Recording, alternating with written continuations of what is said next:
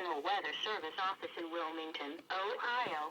The preceding signal was a test of the weather radio station KIG86 Columbus, Ohio, public warning system.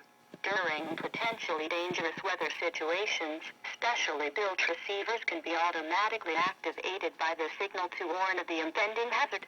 Tests of the signal and receiver's foot performance are normally conducted by the National Weather Service between 11 a.m. and noon each Wednesday.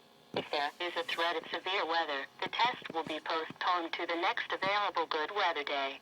Reception of this broadcast, and especially the warning alarm tone, will vary at any given location.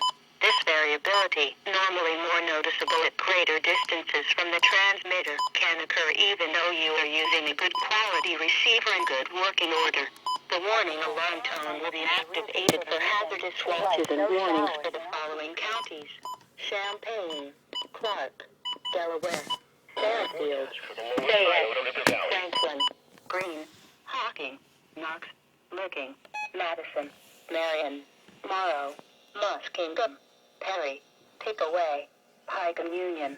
This concludes the weekly test of weather radio station KIG86 Columbus, Ohio.